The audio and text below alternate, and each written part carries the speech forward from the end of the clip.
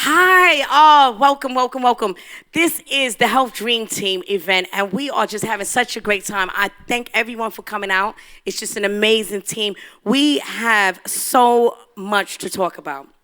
So we're going to get right into this, and we're going to just take it around the room and find out who's part of the Health Dream Team. First of all, let me introduce myself. My name is Natasha Veraswamy, and I am the CEO and founder of Bonded Through Cancer, a charity that supports people going through cancer that have no support system. And when I say have no support system, we found out many people are going through this deadly disease, and they may have people in the background. They may be married with children. The children are at school or in college, but they seem to find themselves at the hospital. So we have buddies that go out to the hospital that will support them through their diagnosis, a result day, a scan day, most importantly, chemotherapy. Now, while you're going through chemo, it's important to have someone. Not only have someone, but to also eat. So we have affiliated ourselves with cafes and restaurants that will give a free or discounted meal upon one of our loyalty cards. That's the new thing for Bonded Through Cancer. And then we assist the patient with their travels home. That's our core value. We also have events like this that allow us to platform, from this platform, talk about health in depth with doctors from Harley Street, with neuroscientists, get the word right. We've got, if you have a problem where you're losing your hair, we have someone that deals with hair replacement and wigs. We also have survivors. We have alkaline water distributors. We have superfood gurus. We've got financial. I say financial is very important because in the event something happens and you don't have financial in place in terms of life insurance, then we can find ourselves not only going through, the family going through stress, but you have to possibly leave if, death does knock on the door. And there's nothing in place for your children and so forth. So we have financial on the panel. So before I take up too much more time, I am going to go and ask everyone, or let them introduce themselves, right? So we're going to start with Pamela, if that's okay. Yes. Hi, everyone. My name's Pamela Sewell. I really got into health more seriously when a really close friend of mine died of cancer. I was the one that she basically told, even though she had 8 brothers, but it was just me. She didn't tell any family member. She didn't want them to know. So it was just me. So I was there at the hospital day and night. She went through chemo, she went through surgery and all the rest of it. And some of the stuff that she was going through, I found myself thinking, this don't feel right. But when you haven't got the authority, and she was saying like, Pam, I've got to listen to the doctor, I've got to listen to the doctor. I said, I know, but it just don't feel right.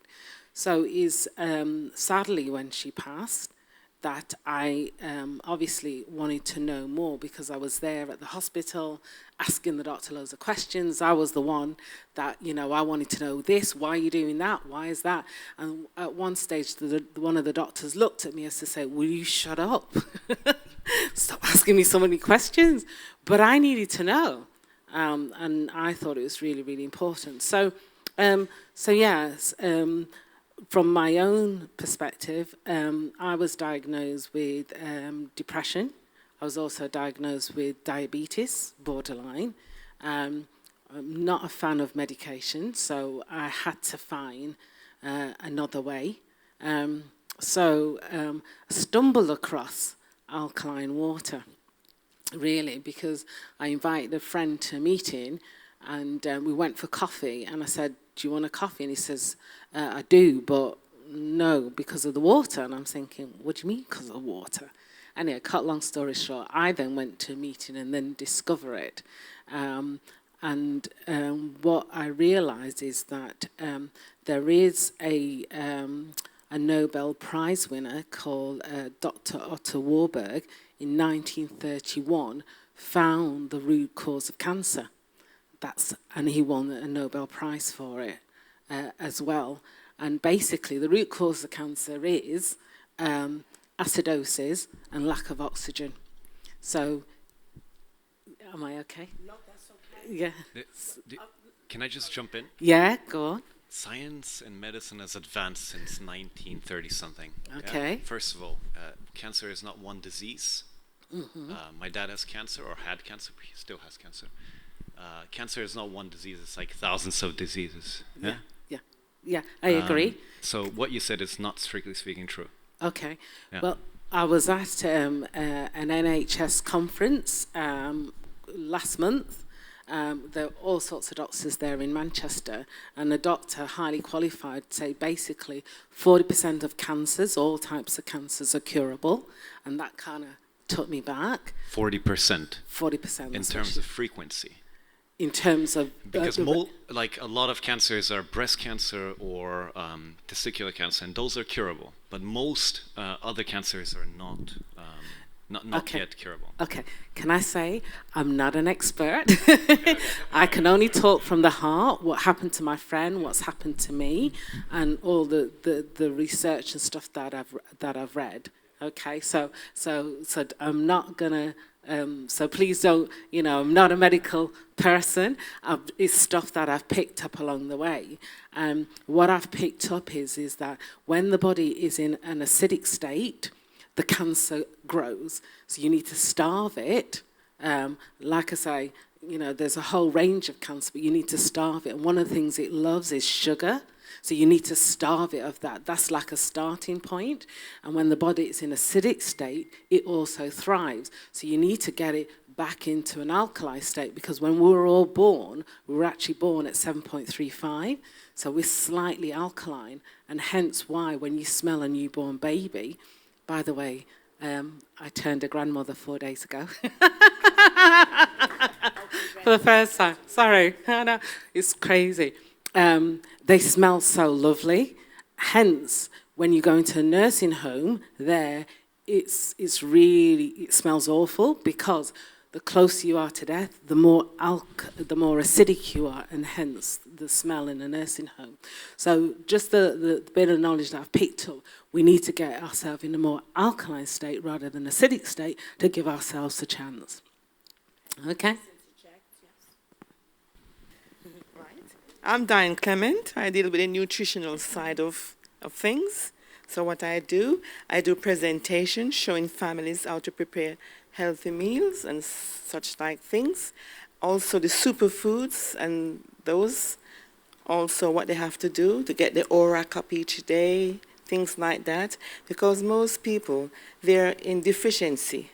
The immune system is very low. So I show them the things that they can do to boost the immune system. So likewise too, I lost my mom to cancer about 3 years now, and a close member of my family last year had cancer, stage 3, just like Natasha too, where she had an operation and so forth. But within 4 months, the cancer was abated. And they were very shocked, the oncologists, because they were trying to, for chemotherapy. So I don't advocate that. I go for the naturals and show people how to eat more healthily. That's what it is. Immune deficiency, most of the time. People not eating right or whatever they're doing. So that is where I come in. I show them the things and fill in the dots. Like with the Pam, with the alkaline water. That's what my close family member had. We did some bicarbonate soda, we did the alkaline water, and we eliminate the meat, the oils and fats and all those kind of things that feed cancer. So we have cancer killer foods, keep it cornered, then we douse it down with the superfoods to boost the immune system. And within 4 months, the cancer has gone. So what she has to do, she has to keep up her nutrition and keep up all the things that I already shown her what to do. So I put her in a safe place. So what she needs to do is to continue on that road. Hello guys, my name is Darlington Ezuche, and I'm a financial advisor. So a lot of people ask, what is a financial advisor? What does financial advisors do? Basically, what we do as financial advisors is we try to tend to advise people on how to look after their finances. And apart from that, we also do ranges of things from life insurance to basic commercial insurance, business investments. We also give advice on mortgages. But a few times. The last time we came here, we were talking about cancer, provision of insurance for cancer patients. We didn't have at that point in time, but yeah, there is good news today. So yeah. And what we is look that for- good news? The good news today is that we actually do now have a provider for cancer survivor patient. And is that specific cancers? Well, yeah, it's quite specific, but then Yes. again, it's still a good news that there is Yes. one here. There's quite a few terms and conditions, but a little bit more expensive than the usual, but it's quite And definitely can I worth ask, having. when you say it's more, it can possibly end up a little bit higher. The premium's probably higher. And is that because that patient waited and now they're diagnosed with something and now we're looking for a provider? And the reason why you're here, just, as I'm just jumping in, Yeah. is to tell people to do what? Well, to get insurance, to Thank get you. covered as soon as possible. As yeah. soon as Before possible. it gets to that. Thank Yeah. you. Thank you. Just say, You're welcome. would you like to have a word? This is the boss advisor. I'm not the boss. I'm about to play it. I was You do commercial mortgage? yeah, no, commercial insurance. No. You said Okay. Yeah, I'm basically with Darlington. He's the one who invited me here. Well, everything he said, I'm basically saying. My name is Yes. Corey. The only thing I want to say about insurance, I think a lot of us need to start taking that thing very serious. A lot of people, only time they run to insurance if they went to a funeral, a member of the family dies, and then nobody has money for burial. Then all of a sudden everybody start thinking, and you see somebody like with the same cancer. You see somebody has cancer now, and all of a sudden everybody's running. If you have cancer, nobody will insure you. And as much as he's saying the new provider, it's gonna cost you a lot of money. You know, two way about it. You know what I'm saying? Right. And the payout won't be as much as somebody. Sure. However, this is why we have you on the panel and why we have you at this event, Yeah. to let people know, to get this. Yeah, get these things sorted, and especially in our community. We're black. We're like way down the order. Well, we're not all black here. Majority, sorry. No, they would be more. But I think what you're saying is, in the black community, Yeah, it's we are at the very- bottom. yeah, we're at the we rank at the bottom. Yeah, we just live for the moment. We don't think about who comes after us. You know, with your insurance cover. Can you take the mic, please? Oh, sorry. Thank you. With your insurance cover, say for instance you don't end up needing the insurance, and let's say you're 70, 80, whatever, and you want to take the money. Are you able to reclaim No, claim you the money can't back? do that. You No. can't. It's like your car, innit? You never crash. You can't go back for the money. innit? Right, right. Yeah. I'm just saying we should think of these things seriously and stop. There's some people, they talk so much rubbish about insurance. Oh, my wife will kill me. Me this. Well, I think what's happening is, okay, we're gonna speak. We're gonna speak a little bit for the BME, yeah, and we're ranking the lowest. I remember Darlington say this before in terms of the white man may go and get 2 policies, the Asian man might go and get 2 policies, black, they're not getting any policy, I think And what is that? What's the reason? I think us, we're people, we live for the moment. Okay. As I said before, black people don't look at who comes after them, the generation that comes after us. We don't think like that.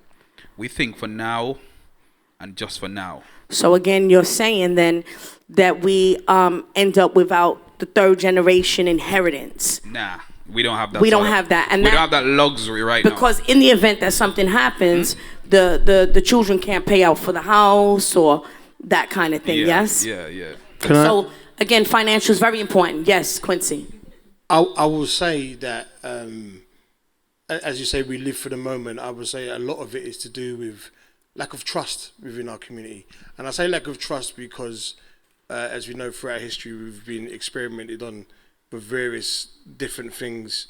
And we are not educated enough, and it's not within, like, spoken about within the homes. Right. So when it comes to a case of, like, preparing, like, if I was to tell my mum about alkaline water, Yes. yeah, at my mum's generation, Yes. that's something they're not familiar with. Sure. And that's only not because they're ignorant, it's just true to it has not been indoctrinated within Right. our households, because we're used to a certain thing. And so, yes, we need to, we do at points think for the moment, but I would say a lot of it, and if it comes, we're very superstitious as a people. Right. And that plays a role. And religion. Well, yeah, and religion. Do you say superstition. religion? Yeah, religion. Yeah. And it plays a role. If you, like I Okay. said, if you're a Catholic, they don't believe in certain No, things. no, no. But we're I've gonna got, bring. I've got a lot of especially African. They tend to say God is my insurance. Okay. Which that, Okay. That comes with education. Isn't it? It comes with education. Well, I Speaking want to about, bring it back to health, guys, Yeah, yeah, right? yeah, yeah. So let's bring it on back Sorry, into the sorry. health. No, it's okay, because that's why I referee these events, because we will be talking about everything, you know. But again, the reason why we have the Health Dream Team panel is to have this knowledge available with the people that are on the panel, such as yourself, financial, superfoods, alkaline water, those touched with cancer, survivors, doctors, you know, you name it, they're here. Hi, so my name's Charlotte. I'm a natural health and lifestyle advisor, public speaker, author of Cancer, The Hidden Truth, and I'm a cancer survivor. My journey started when I was 17 years old. I was diagnosed with stage 3 lymphoblastic lymphoma, which is a cancer of the lymphatic system. For those of you who don't know, the lymphatic system gets rid of toxins out of the body. So I started chemotherapy.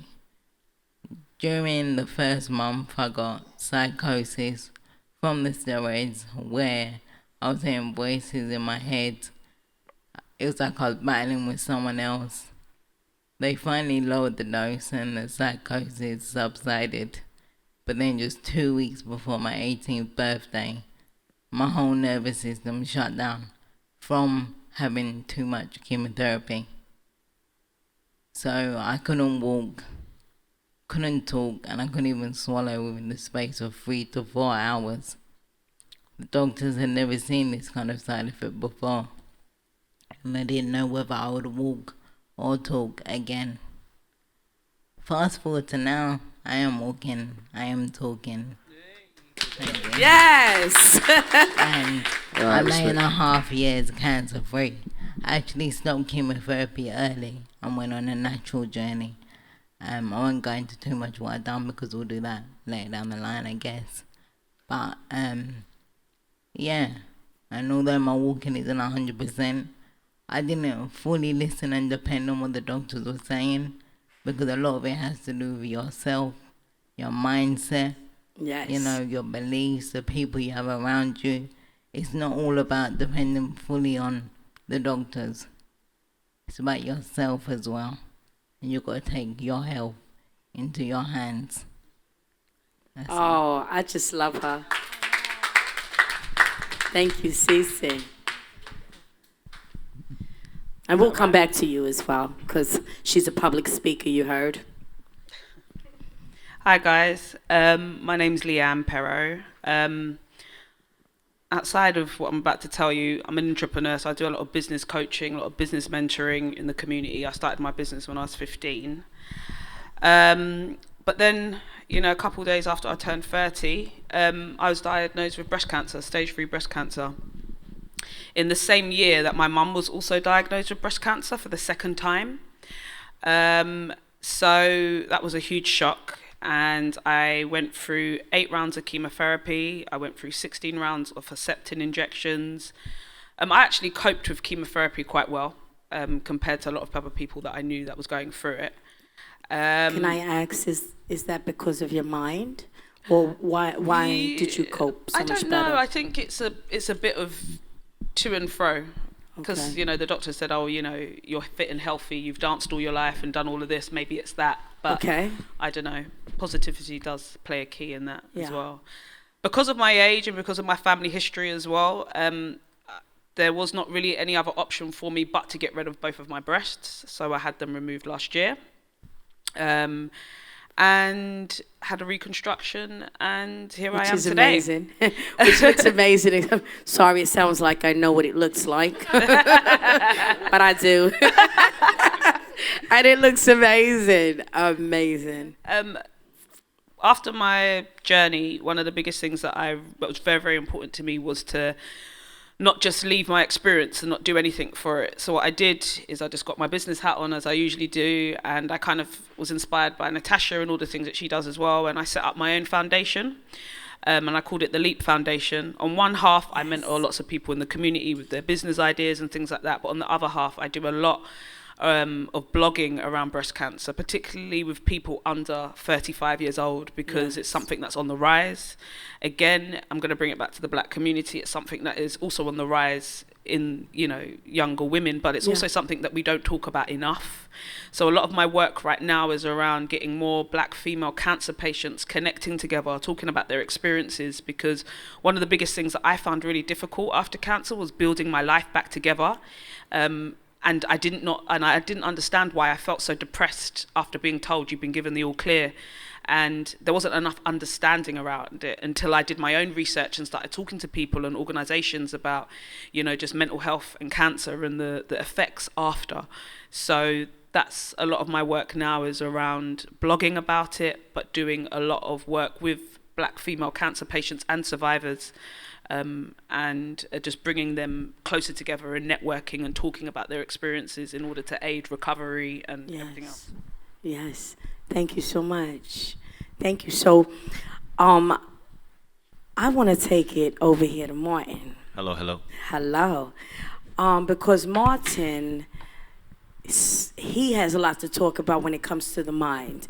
So we'll just take it over to you, and please introduce yourself. Okay, I'll try to keep this short because I tend to ramble. It's okay, I'm right here. I'll interject. Right.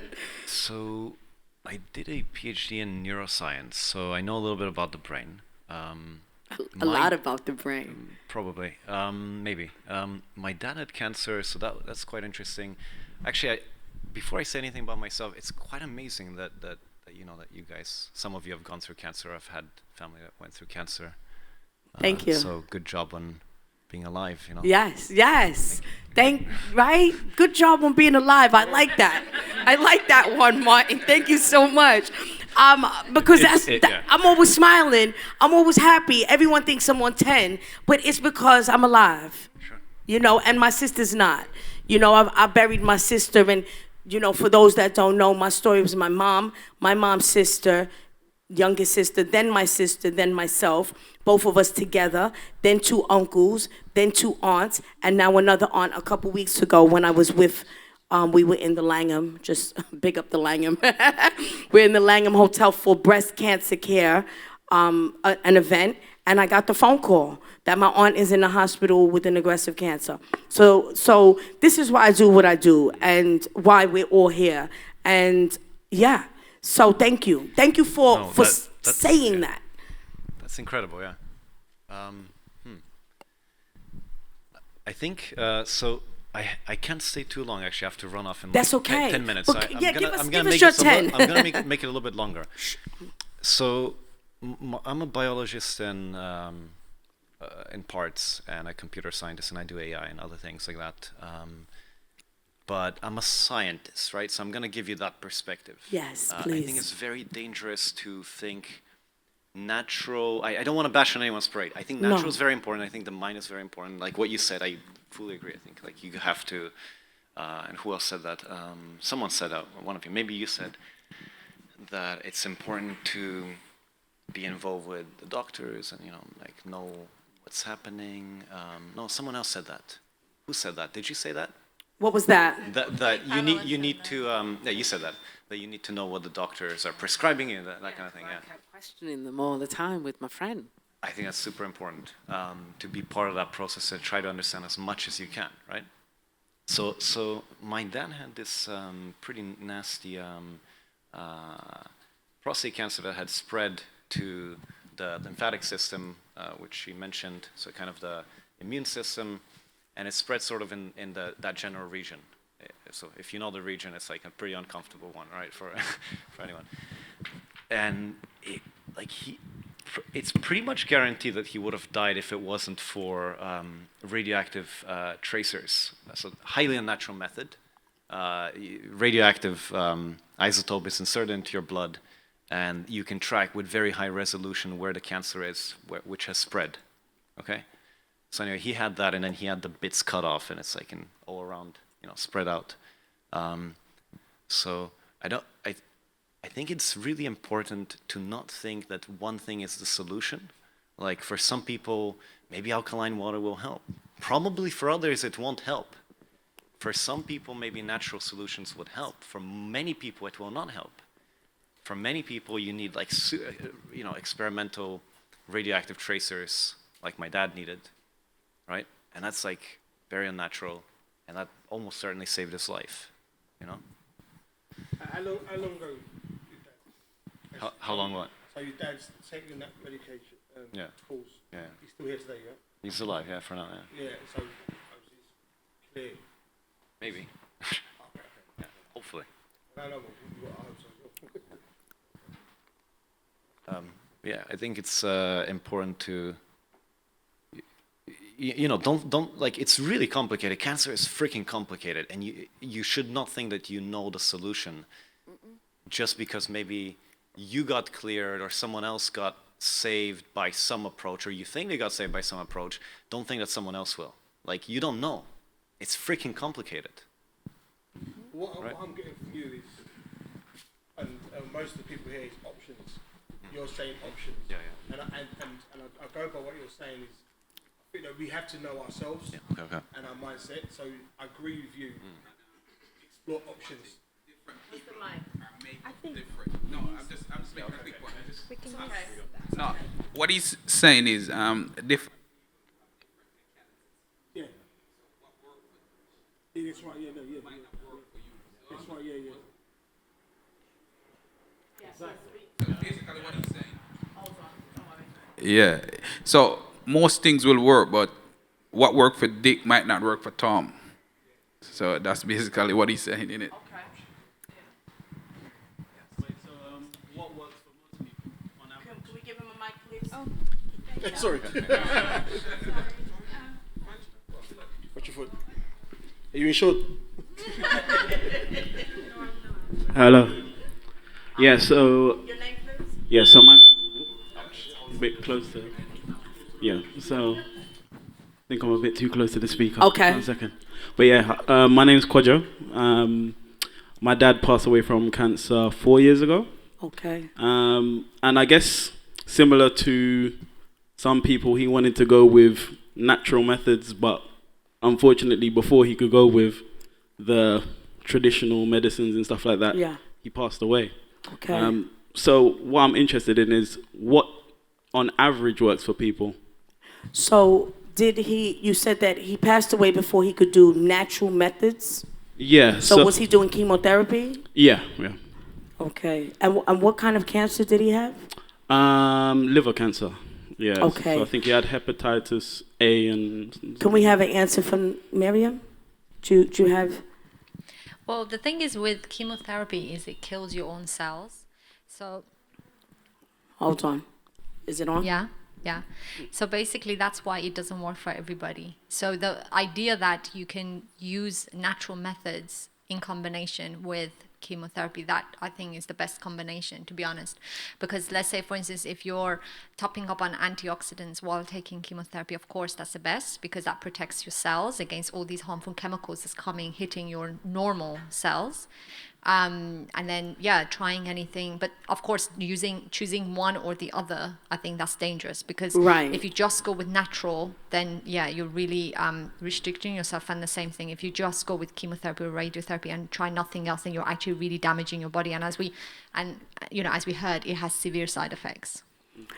I wanted to ask Cece something about. Can we get that mic back? What do you think, Cece? I mean, why I want to ask Cece is because she's had a very harsh side effect that I've never seen, right? I had a side effect that they were like, what's happened with this one? But nothing in comparison. So my question would be, how do you feel? Because I'm going to say how I feel after you about chemotherapy and natural. What do you think?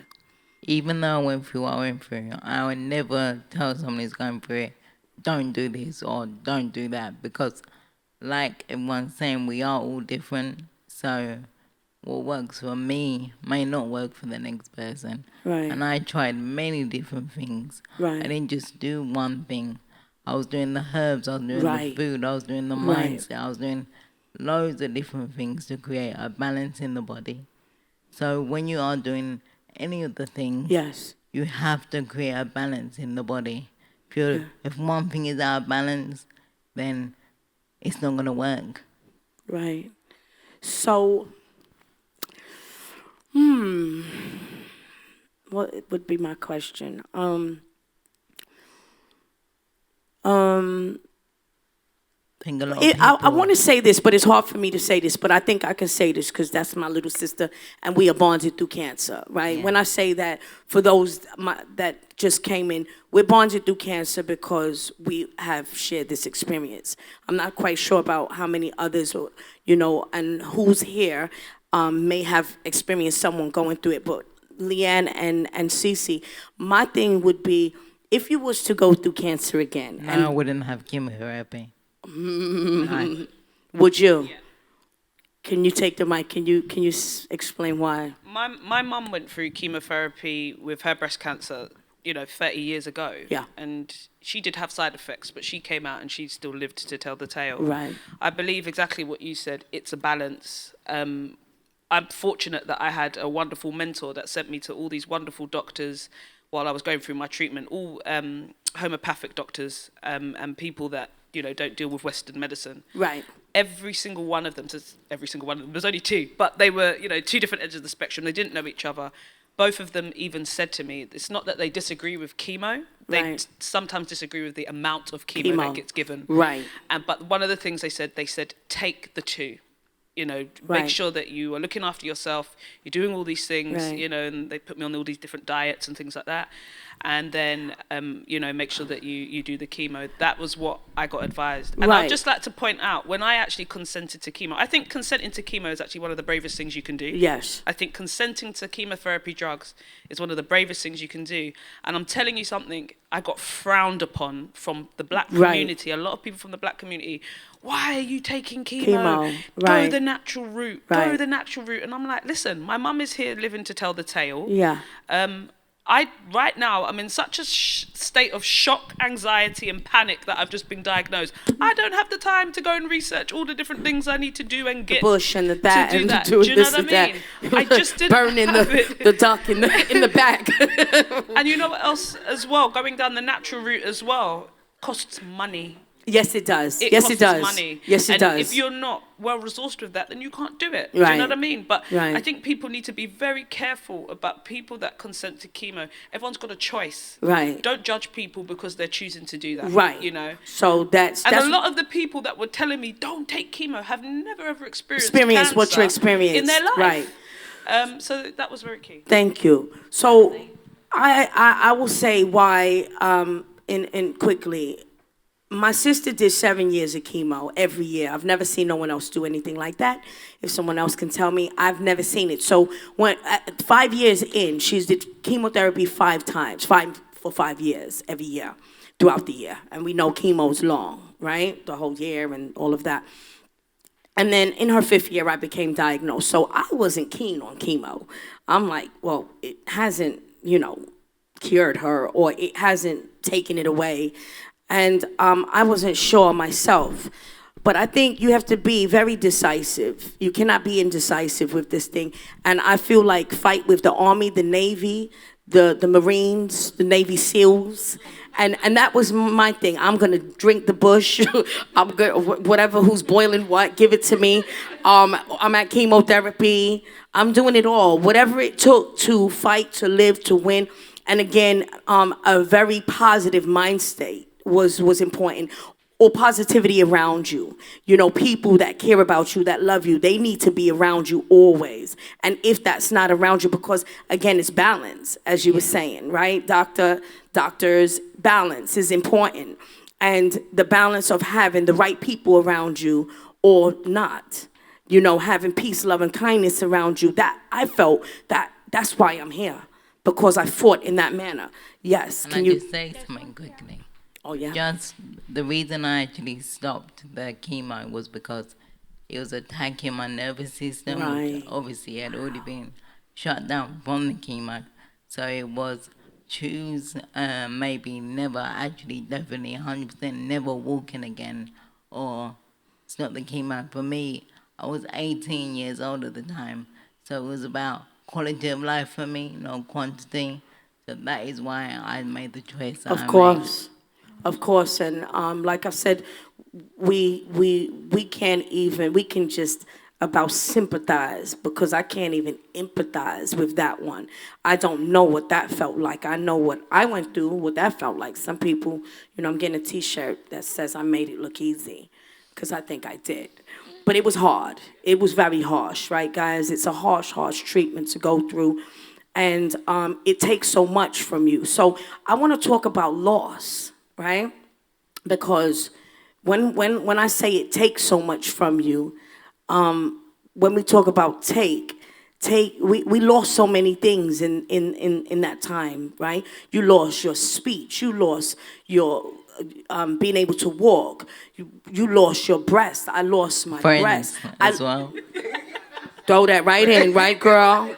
She said friends. Friends and hair and you lose your family hair. members. You lose the people that you think are close to you. Yeah. You lose your fertility. Okay, the mics. Yes, you can. So I know this is deep. This could go on for hours. I want to just take it to Juliet before you're next, my love. Because when we talk about loss, because I want to get everyone to have something to say. And Quadra, we'll be back to you about some of the things that you want answered as well. But loss and what it is you do, can you please introduce yourself? Hi, my name is Juliet G. Can I just apologise that if you see me sleeping, I've been up since 5:30. I've been on the radio. So I'm really tired and I've got to go on the radio tomorrow morning. We thank you for being here. So I just apologise. So if you see me sleeping, it's not because I'm bored. It is because you're I've been exhausted. up. So, That's yeah. okay. Okay. My name is Juliet G. I'm a CEO of Crown and Glory Couture Wigs. I make wigs, and the reason why I went into making wigs is because I lost my hair at the age of 12, 13 years old. I kind of like say I was fortunate in a certain sense, because I lost my edges, not my hair, so I was able to disguise it. So my older sister was a hairdresser, and so I was her guinea pig. So I was kind of like really happy, so I was able to disguise my hair for years. When I was in my 40s, then my mid-40s, I kind of like went to the doctors and decided, okay, let me see what they can do. I knew they couldn't really do anything. Let's see if they're going to do anything just in case. Because my edges never grew back. I mean, I lost my hair from when I was 12, 13. And at the age of 46, if it hadn't grown back then there was just no chance that it was going to grow back. So basically, they confirmed what I already knew, but I just thought, let me just see. So on the NHS, they gave me a wig, and the wigs that they provided were not very nice. And it was like, I'm not putting that on my head. No way. That actually looks like a wig. It actually looks quite scary. So I kind of like went down the route, right, okay, I'm going to learn how to make a wig. And so I went down that route. So I did a bit of research and went on a course, but I wasn't quite happy because the course that I went on over here didn't quite teach me how to make that wig that I wanted to be able to wear. So I had to go to America. So I went to Atlanta during the hurricanes and what have you. That's another story. And I did this crash course, and I spent a whole week, and the Americans, they work. And I was up I started from 10 o'clock in the morning till like 12 o'clock at night. This woman just taught me everything she knew. And I learned how to make the lace frontals, ponytails, you name it, I can make it. So, and that's not hand sewing, it's with a sewing machine. And so she taught me. And so that's how I make my wigs. So the wigs that I wear, the wigs, and if you go on my Instagram or you see my Facebook page, a lot of the wigs are my wigs. I don't style the wigs, I'll just have you know, I just make them. I go to a hairstylist who cuts it and styles it for me. And if I get a bit adventurous, then I might just fling on a bit of hair dye, because you can, because it's not my hair. So, hey, why not experiment? So that's how I kind of got into wig making. And also going through that journey, I also came across other women that lost their hair. And then they kind of like started talking to me, and it was kind of like a real kind of therapy kind of thing. So, and then I also decided, my moment of madness, because I do things like that. In September, I had a wig show, the first wig show ever in England, and it was really successful. So, and we had a really good turnout.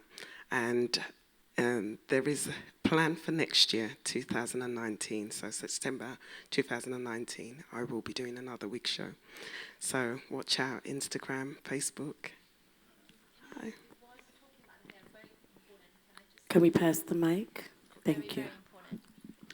So recently I treated a lady that's covering from chemotherapy. So she's got the all clear from breast cancer, and she appeared on a program, medical program, because she lost her hair, and it was very important, and she was really depressed about it. So they gave her minoxidil, which is basically the standard sort of form of treatment for hair loss. But the thing with minoxidil, if any of you tried it or were to try it, the thing with the minoxidil is that it sort of falls out, so the hair is not permanent. So what happens, your hair will grow, but the minute you stop minoxidil, it will stop, it will fall out. Now, I don't know if you guys have heard of plasma or PRP or a vampire facial maybe. So basically, there is actually a treatment for hair loss after chemotherapy, and we do it in a clinic, and it's really effective. If you read it online, it's kind of controversial, but honestly, in my experience, it works amazingly well. I was about to say I'm coming down. Yeah, all of you come down, honestly, I'll be a guinea pig. I'll bring my staff and I'll just give you all complimentary treatment. Seriously, see, this is how it can work together. Sure. So basically, it's so what plasma is. So it's your blood, basically, obviously, as you know, and your blood contains everything: your vitamins, your stem cells. So what it does, it stimulates. So we have special, for instance, we've got 7 types of collagen, and collagen type 5 is the only one that grows in the hair follicle. So that's something that it stimulates. It also helps sort of rejuvenate the hair follicle so that it can grow, and it can grow stronger. I've done this on a few, kind of people who have recovered from cancer. Yes. And honestly, we get amazing results with it. And so this lady actually, when I saw the program, I actually contacted her, and maybe one of the next future events, I'll bring her, you can see it. And she, I contacted her, she came over, and I've given her 2 sessions already, and she had just after 1 session, I mean, there was such a visible, she stopped the minoxidil, because I told her to stop it, because when this hair grows, we don't want it to fall out. We don't want the effect of minoxidil to continue. So the whole idea is, just to explain what plasma is, you take the blood, you spin it in a centrifuge, and then it just settles, the blood cells settle, and just the plasma remains, and that's what inject into the scalp. Very effective. Can you please introduce yourself, and can you let them know exactly who you are and what you do? Okay, so basically, my background, I've I've done loads of things in the past. So I've got clinical pharmaceutical research, or anything you want, you name it, I've done it. But basically, I've specialized in clinical research recently, and then from there, I've gone into private practice. So I have my own clinic in Harley Street, and I specialize in aesthetics. So we do all anti-aging treatments. But I've always been fascinated by the power of plasma and PRP. I know that even now, today, there are clinics that have actually discovered that even plasma can reverse menopause. So there are 2 clinics at the moment that have started doing clinical trials. That's how powerful plasma is. And also I have colleagues who are surgeons, and now they've started trialing it sort of in Alzheimer's. They've started trialing it in sort of regeneration of tendons, ligaments, that kind of thing. And so it's really, really effective. And you also started a holistic skincare range? Yes, yeah, it's called Amana Skincare. And so we believe that it's, I'm very into natural. That's what I really believe. I mean, I've worked in pharmaceuticals, trust me. I've worked for about 10 years, I've been in medicine, and I totally understand, because the number of chemicals that we're exposed to all the time, and the kind of effects, the kind of side effects that I see, especially like with skincare, the sensitivity it causes, everything that I see all the time, it all comes from what we're using, and it's because of what we're exposed to. So I 100% agree that we totally need to cut out. And honestly, it's only so far, it's been one professor who has actually come out and said, listen, if you use a skincare that is completely organic, which is, to be honest, is very hard to find, because there's only one line, and that's in Japan. It's not even, all this stuff about organic, they're actually not organic. So, because at the end of the day, they will use preservatives in it. So unless you're really, really going organic, then you're still exposed to chemicals, and you still will develop sensitivity. Right. Dawn, would you wanted to say something? And then over to you guys. Yeah, please. Well, you said you were the medicine, the pharmaceutical. Well, apparently I was looking at a YouTube video the other day, and I've heard that 80% of the medicine that we take don't really work. What do you have to say about that? Can I jump in? I mean, they said about 10% of it, or 80% of it is just sugar. Can I answer that? Yeah. So there is so much Sorry. There is so much selection bias here, and this is really dangerous. So we are a self-selected group here. Yes. Who, you've looked at people who tried synthetic treatments for hair loss or whatever, and you're looking at people where it didn't work. The people where it worked did not come to you. But that's... It didn't work. No, it worked. Okay. What side effects? They're going to fight. What side effects? It's going to be a fight. No, I'm only playing. It's not a Should I fight. get the mic over there? It's not a fight. This is good. The doctors. It's a very important point. Whenever you report something, it's really important to appreciate that you're looking at the people who had side effects or where it didn't work. That's why they're coming to you. The people where it worked, they don't come to you. They're leading their happy lives. They don't want to go to doctors. Like, if it worked for you, you're staying home with your partner or with your friends or whatever, you're chilling, right? And you're happy. You're not going to the doctor, you're not going to clinics. No, this You know what I mean? this lady was never told that if she stops the minoxidil, her hair is going to fall out. This is the problem. My point is that I'm not saying it works. And yes, of course, you need to take medicine. If you have, if you're suffering from something, then of course medicine helps. What I'm saying is that it comes with side effects, and the side effects, and sometimes you don't get the full information. So that's why, like, when this lady came and I said to her, this is the situation with minoxidil, you stop it, you're going to lose your hair. And she was like, oh my God, like the doctor didn't even tell her that. So I'm just saying that sometimes we don't get the full information to make the right decision for ourselves. We are just given things.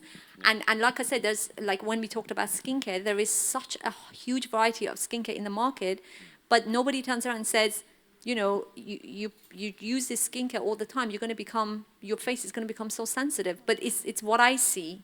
So. See. Oh, in terms of your question, sorry.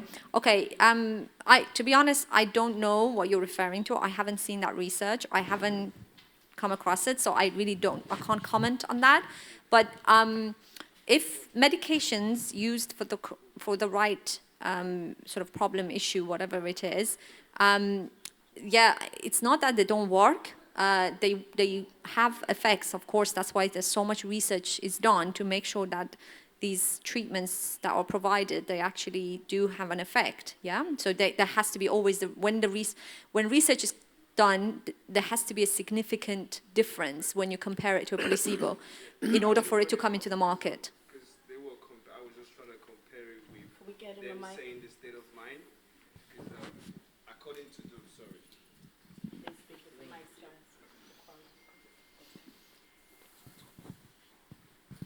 So it made a little bit more sense to me listening to the video, because now I'm listening to them as well. Because according to the doctor or the professor himself, he said it's more about you getting sick and getting better. It's more about your mental state or your health. Recently, there was a program actually. Yeah. What they did is they did a really clever research. So back pain. Back pain is like 80% of people suffer from back pain. Yes. What they did, I don't know if you guys saw that program. So what they did, they gave them a placebo. So basically, this drug had no effect. Yes. Okay. Yes. And these people thought that they were taking proper treatment. Exactly. Yeah. And actually, it helped. Yeah. So they actually found out that a lot of the people on the trial, they had reduction in their back pain. So they were out. They were. And to be honest with you, yes, a lot of it is in the mind, okay? But sometimes, you have problems that, for instance, when you have an infection, you have an infection. There's no, there's no mindset doesn't come into it. You have an infection, so you have to treat the infection. Okay. And there's quite a few sugar tablets. But there are some things, but there are some things that are affected by mindset, like immune system. Immune system disorders is affected by how you feel. Stress triggers immune system disorders. Stress triggers cancer, That's correct. So these things are, and can I tell you something? Actually, again, I have to really put this out there, because it was last night I watched the most amazing program. It changes the whole history of medicine, and unfortunately, I was so sad about the fact that one, it was being aired at midnight, so not many people are going to watch this, and second of all, this guy, I'm so sad about the fact that this has not been in the news. But basically, the whole idea of all of these diseases, cancers, everything, it is all based on maternal nutrition. So when you were a baby or you were a fetus growing, the nutrition, the food that your mother ate, that made all the difference on what diseases or disorders you get as an adult. So cancer, so the guy was saying that it's all pre-written. So that cancer is one of those things. Now, what that means is that when you're growing as a fetus, the nutrition or the vitamins that your mom gets through the diet, that turns on certain genes, okay? So that's why later down the line, as you grow up, and actually this amazing professor in India, he's done research, and it proves everything on 6,000 women. And actually last night after I watched the program, I was so amazed. I read all his papers because I was just like, this is so crazy, and I cannot believe that the government will not push, something as simple as, maternal, nutrition during your pregnancy. So what I was going to say is another reason that, it's very important to go through the natural method is because you guys that have now suffered from the consequences of that, you have to balance what is unbalanced. It's true. Balance is the key. That's what we have to try to do.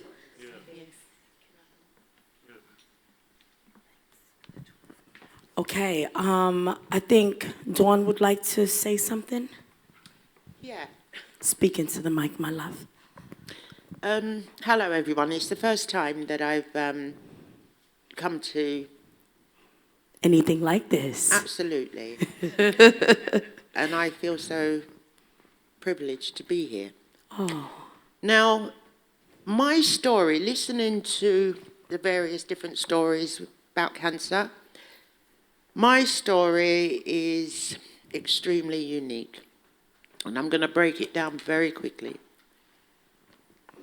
In 2013, I was diagnosed with stage 4 lung cancer.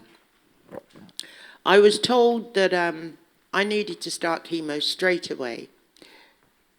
They said that it wouldn't cure me because it had gone so far. However, that was it. So I went away and I said, well, before I die, can I go away? I wanted to go to Jamaica because that's where I'm from, but I haven't been for a long time. So they said, well, you'll be taking a risk. But anyway, they allowed me to do so. I went home and I stopped and I bought myself a bottle of red wine. I went home and I drank the whole bottle. Fell asleep. When I woke up, I looked up and I thought, thank you, God, I'm going to live. Hold on a second.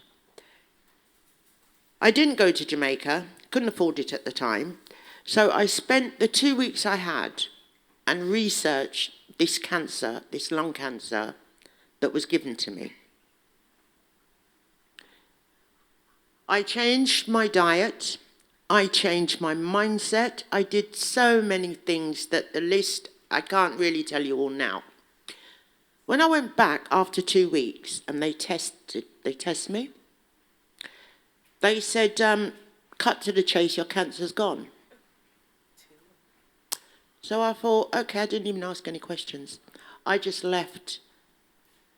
However, they said that I still had to come back I was going back every month for various tests, and they had to keep an eye on me. So I was doing this from 2013 to 2016. I was perfectly fine. 2016, I was told that the cancer had come back. So I really need to have chemo. I didn't refuse chemo or anything. I just said to them, could you give me a month and test me again? And they said, well, look, no, I don't think you understand the seriousness of this. So I said, yes, I do, but please give me a month. They gave me a month, test me again, went back, cancer disappeared again. That was in 2016. And since then, thank God I'm still fine. So did you have any treatments? Nothing. Not even an aspirin.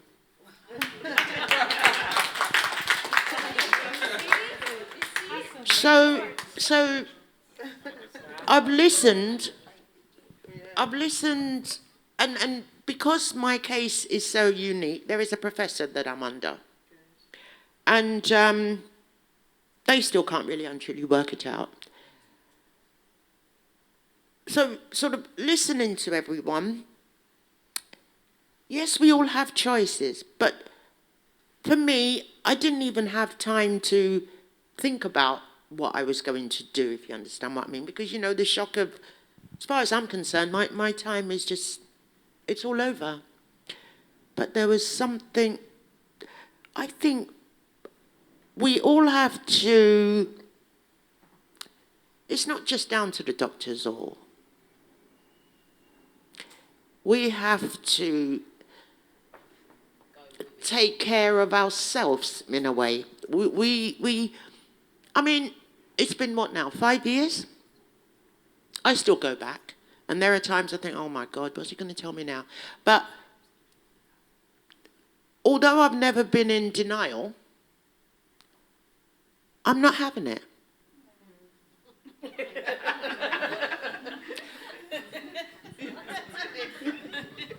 I'm not interested.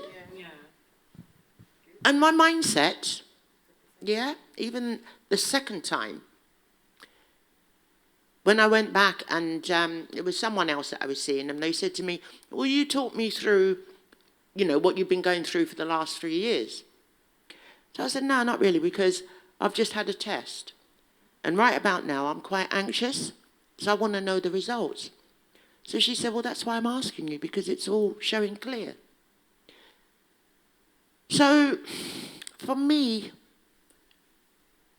I want to be able to help and give so much of myself to others, but I'm unsure how to do it because I can't say to anyone, no, don't have this. All I can do is tell my story.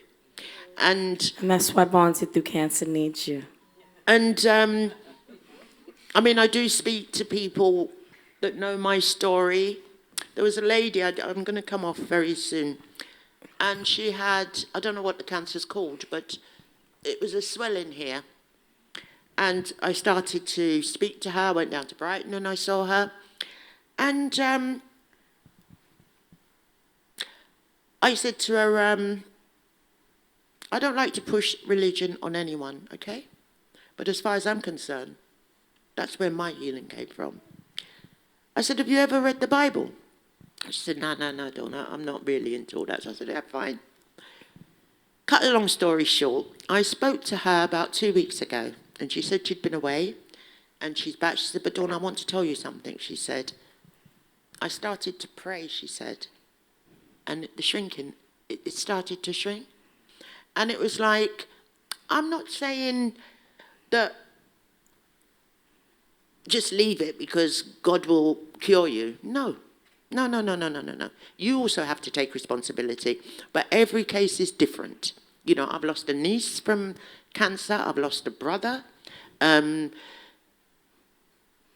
my niece's son just recently died from cancer. So I see myself as being so blessed and wanting to go out there and help the world, but I don't really know. I don't know why you keep saying you don't know. Bonded Through Cancer is the answer for you, my love. Because I'm not saying that, you know, chemo is wrong or this and that. Who am I? I can't really, even my professor, you know, at one point, he was really getting not very nice to me. Like, you know, why aren't you listening to me? No, you're not going to wait a month. You're going to do this now. And I said, you know, I know you really care about me, but please honour my wish. And I'll tell you something. You know, you were saying, like, sometimes you lose friends. Well, I got to a stage where I lost everyone, friends and family. I was totally alone because I realised that they didn't really understand. So I kind of was very still and quiet with it. And I could cry as I sit here because you know what? We see today, we don't see tomorrow. So I don't know what's going to happen tomorrow. But right about now, I just feel so blessed. And I don't really know what advice to give because everybody's situation is different. It's not. It's not, Dawn. It's not about giving advice. It's just about being supportive. And that's what Bonded Through Cancer speaks about in its entirety. Just being supportive in every situation with someone going through cancer. So I'm going to have Shanae ask a question. I don't really want to ask a question, actually. I mean, what I wanted to do was basically say thank you to all of you guys that have shared your story because I'm not somebody who has been around people that have been infected by cancer. What I know of Bonded Through Cancer is my work through Natasha and Bonded Through Cancer. And I'm honoured to be a big part of it, and I've been a part of it for 3 years. So I'm learning a lot from you guys. But one thing I always live by, because I consider myself to be a positive person and mind over matter. So just listening to you guys' stories, that's evident to me that all of you guys are very positive people. So I think we definitely have to take that into consideration when we're talking about not just cancer, but any type of illness, whether it's mental illness, whether it's anything, it plays a big part. And I'm a firm believer in that word impossible. Like, there's nothing impossible because it actually reads, I'm possible. And from your possible, anything is possible. I don't believe in miracles because I believe from there's a God and the Most High, then how can there be miracles when things can happen? So that's how I see things. And I just wanted to touch on what you said. Sorry, what was your name? Mariam said. Because I had 4 sisters. The youngest one passed away. So I have 2 sisters now that I live in. So there's 3 of us. And out of all of us, I'm the fittest. I've never had an illness. Even when my family think I'm stressed out, they're like, go to the doctors because you're gonna have high blood pressure or you got cholesterol. They're always throwing illness on me. If I blink, like, because there's never anything wrong with me. The minute like I have a twitch, need to go to the doctor. I'm like, there's nothing wrong with me. So what you said like strikes a chord with me because my mum always says, when I was pregnant with you, I went off meat, I went off cheese, my mum was a vegan when she was pregnant with me.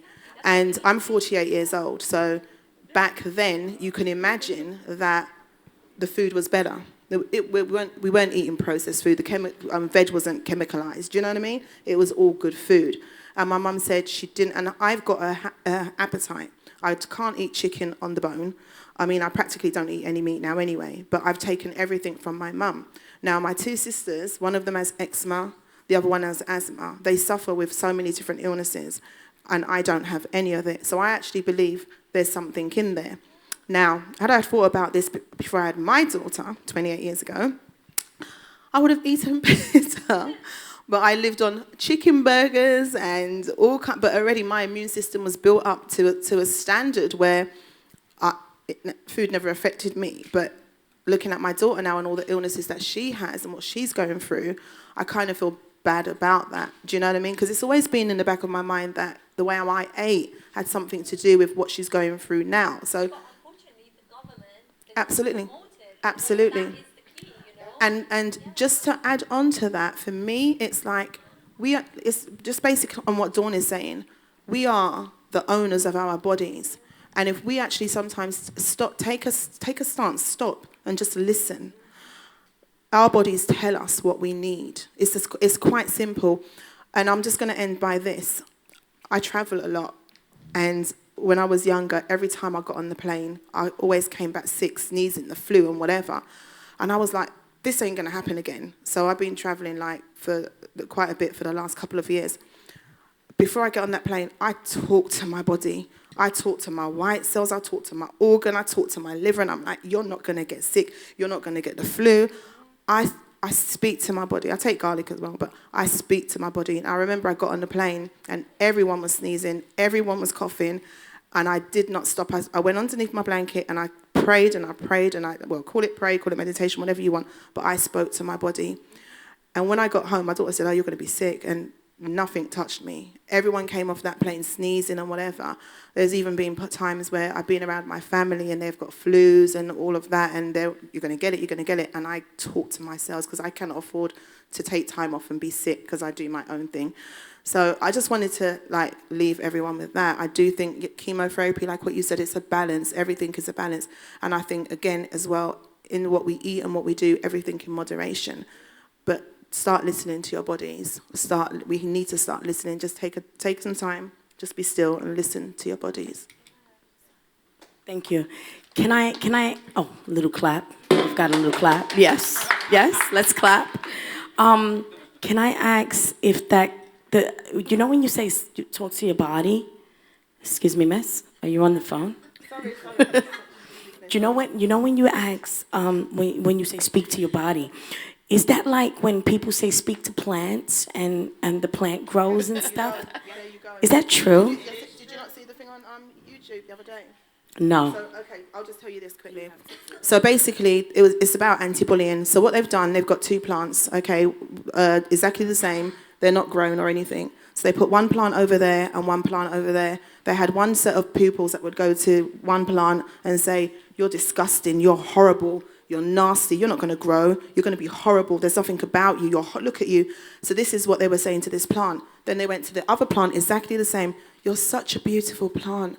You're so lovely. When you grow, you're going to blossom, you're going to be nice and green. You can find it on YouTube and on the internet.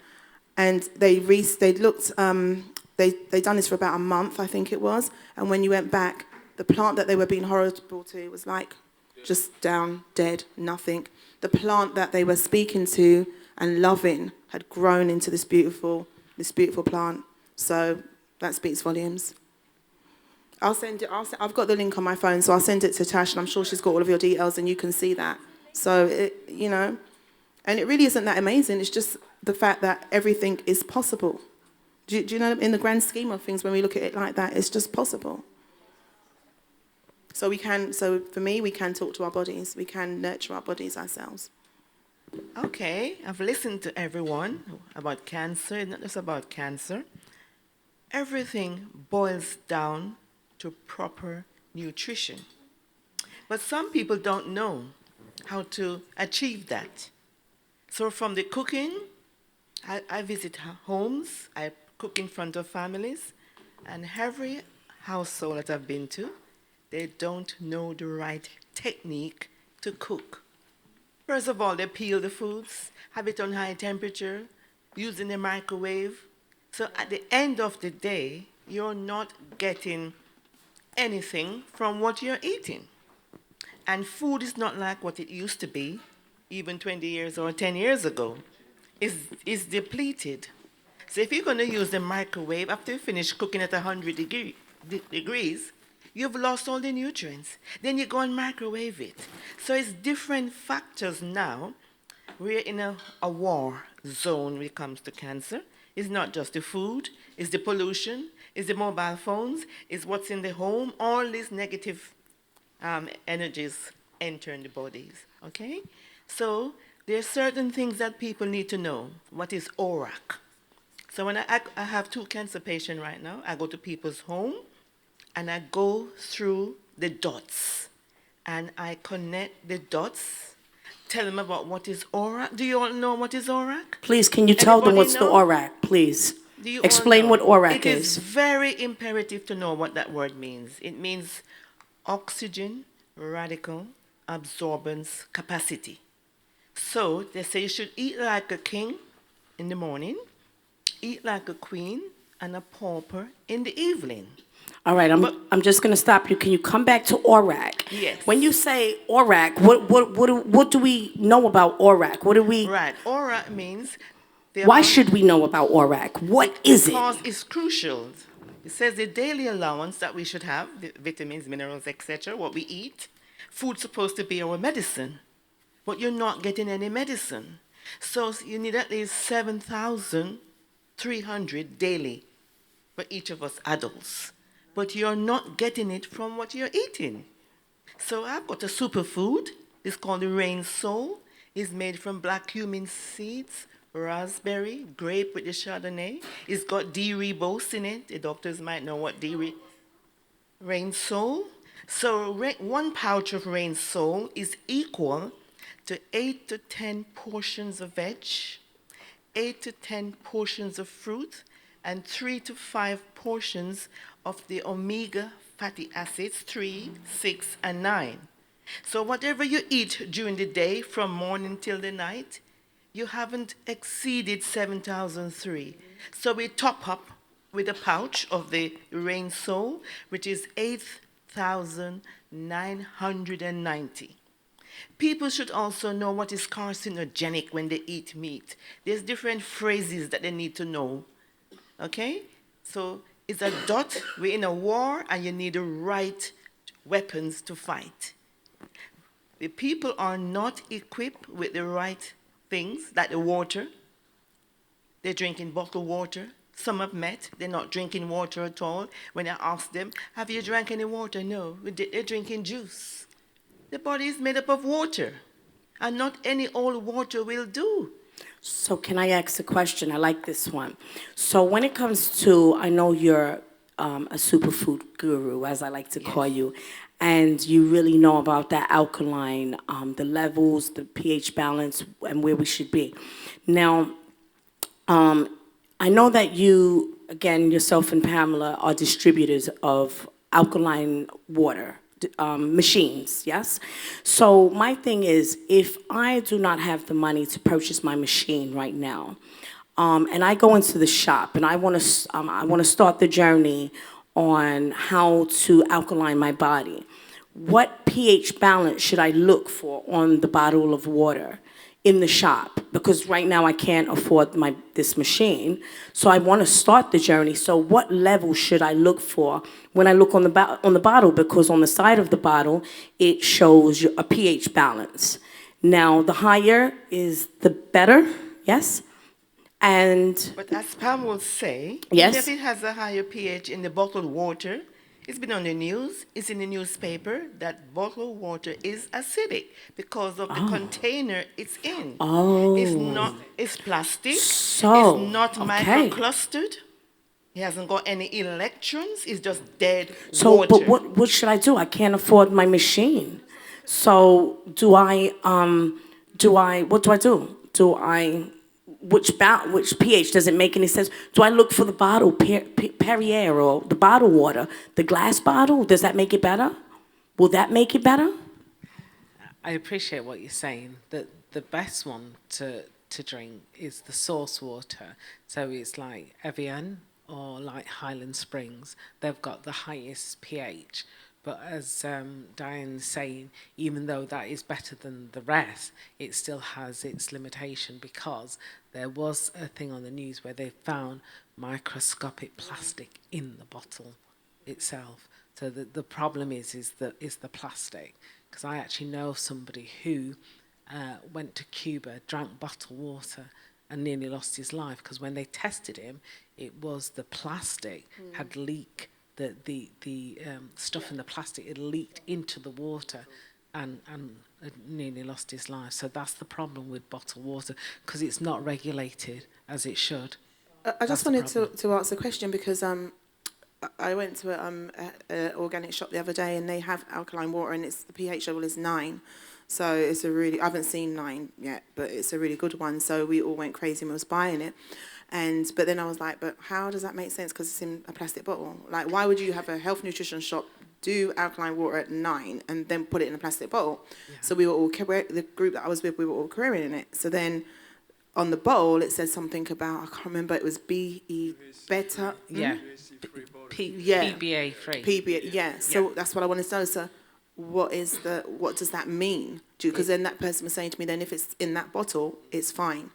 PBA, is it polybiphenol? It's a very long, complicated name. It basically means that it doesn't break down as some of the others do. Yeah. But like anything, because if it's 9, it will eventually break it down as well. Yeah.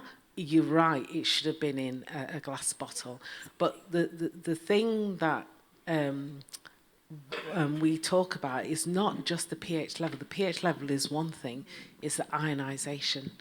That's what helps the cell. Basically, the body will heal itself, but you've got to assist it, yeah? Giving it the right stuff. I mean, we all hear doctors say drink 8 to 10 glasses of water a day. That's because we need to flush out the toxins. Sure. We need to flush out all the rubbish and stuff that we eat.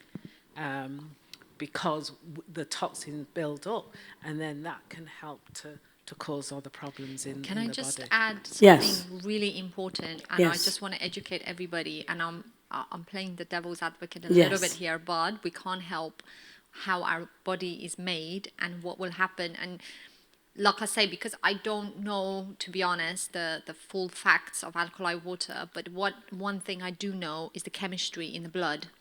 So basically, we have a very fine balance in the blood. The way blood regulates its pH, it's basically something we call hydrogen carbonate. So which is the carbon dioxide that you breathe.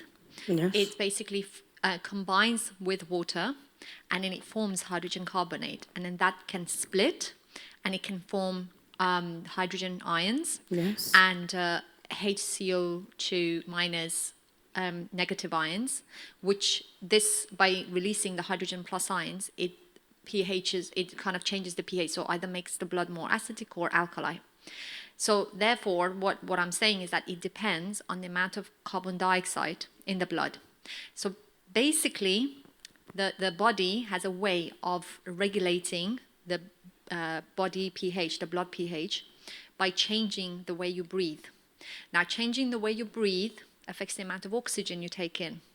I just want to put it out there that if you're taking supplements or whatever that's changing the pH of your blood, especially if you're talking about pH 9, just please be careful, because if you're affecting your body, if you make it too high or too low, the pH, that can start to affect your breathing rate, because your body will try to bring it back and it will try to balance it. Again, The it's about only way, balance. yeah, It is. the only way to Right. balance it is, the only thing that the body can do is by changing the way you breathe. The way changing the way you breathe will in turn affect the amount of oxygen. If you're taking in too little oxygen or too much oxygen, you're actually doing yourself Self-harm. harm, because oxygen too little can cause free radicals.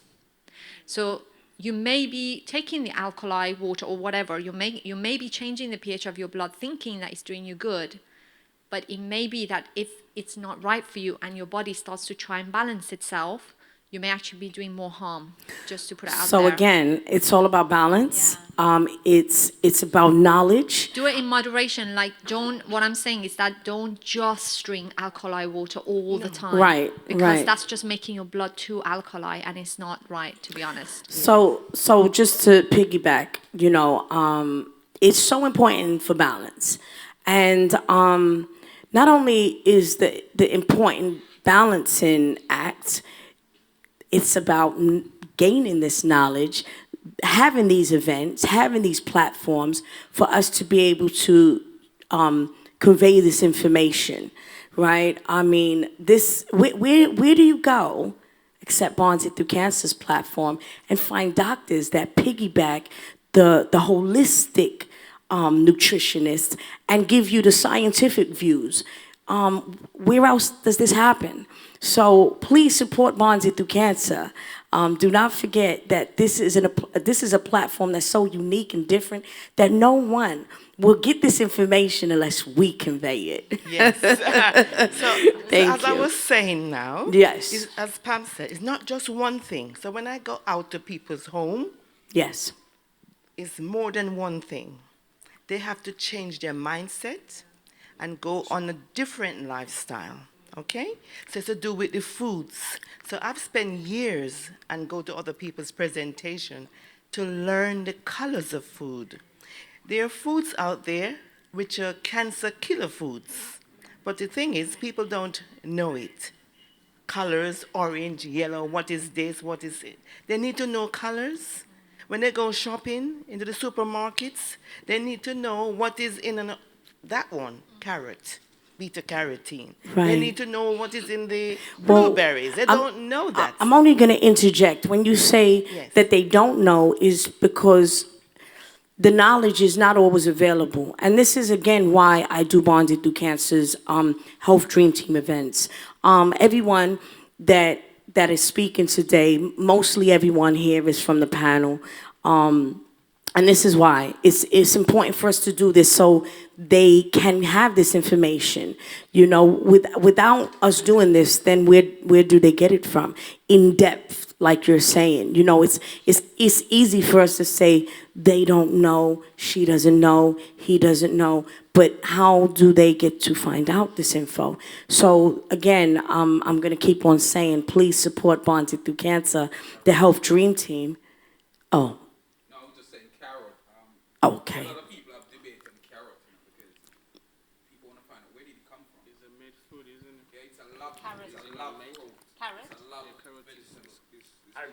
It's a hybrid. Is it a hybrid, Leon?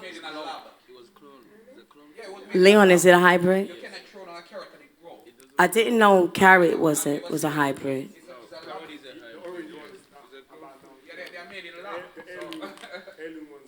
They've got black carrots as well. Yes.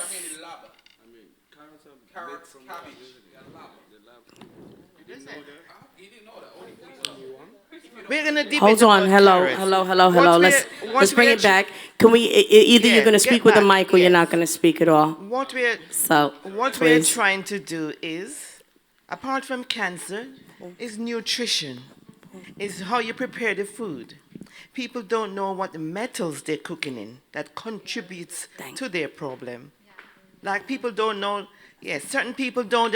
You need to know the metals because everyone cooks from a metal. Okay, that's really important because I see them. There's the copper pans that Yes. they keep, and they say it's non-stick. You don't need Yes. to put any oils. Yes. Teflon. Is it Please. Teflon? Yeah, The please Teflon? do not. That's The it. copper ones, please do not use The them. copper pots? Yeah. My whole Do kitchen is not- copper. No. Do not use copper. Copper is the key. Is it the name copper or the copper color? Just the metal copper.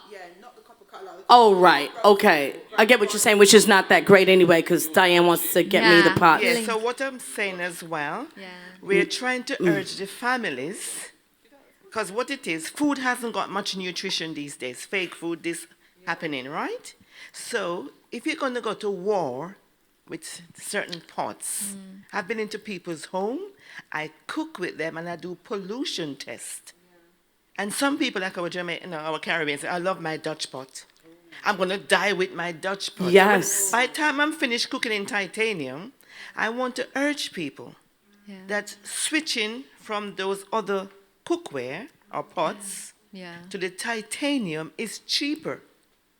The cookware that they're currently using not only putting toxins and metals back into their body, right, is bitter. So what people are looking for is flavor. They're not looking for the nutrition. So when we're cooking, we show them why we don't peel, where to look for the nutrition from underground foods, above the, in the center, you won't believe, the core, the temperature to cook it at, because if they're steaming and boiling at 100 degrees, they clean everything. So we show them to cook at 86 degrees. It's a pasteurizing temperature. But you must top up with superfoods. Right. You have to top up these days. So what I've done, I've sourced all the best. I've got testimonies where there's cancer. And what I don't like with the cancer patient who goes on chemotherapy, the doctors or the oncologists don't know what state their immune system is at. And because I got someone right now, her sister is going through chemotherapy, and I'm helping them. I'm seeing her tomorrow. Right? And their immune system is low. And they go and put this chemotherapy straight into that. Well, what it is, what happens with the doctors is they're doing what they can, right? So, I mean, I don't know if they have enough time to be able to deliver this, which is important to me, and that's why, we're stepping into the hospitals as much as we can, so yourselves on the team can be able to convey this information. But the doctors are not able to give all of that information. It's just not in their scope, which is not great to say, because individually, they don't know what state your immune system is, because there's no testing around that. While you're going through chemotherapy or before you start the chemo. Before they start chemo. It's not something, I'm not quite sure how they would test that. I'm not quite sure. I'm not a doctor. How would they? How could they?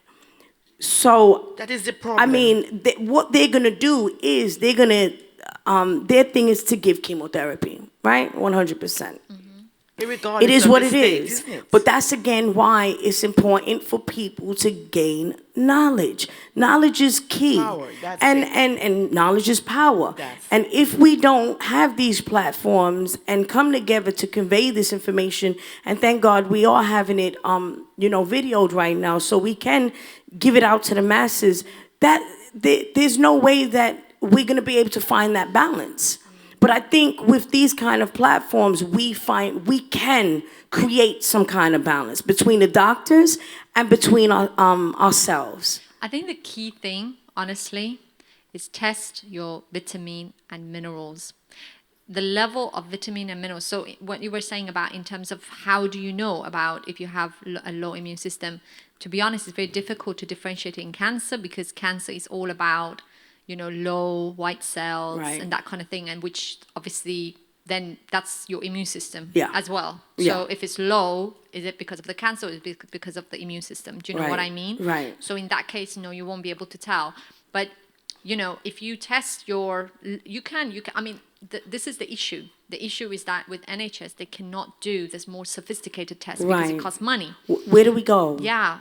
Where do we go for these? They do. Privately, you can get these done. Private. So vitamin, But I think everybody should have, to be honest, after what I watched last night, and the more and more after what I hear and what I've learned, it's all to do with your level of vitamins and level of, because like I say, vitamins is what helps to switch on certain genes. Sure. Vitamin deficiency Sure. is what certain Sure. genes get. So my question Vitamin, again to mineral. you now, you said that's private.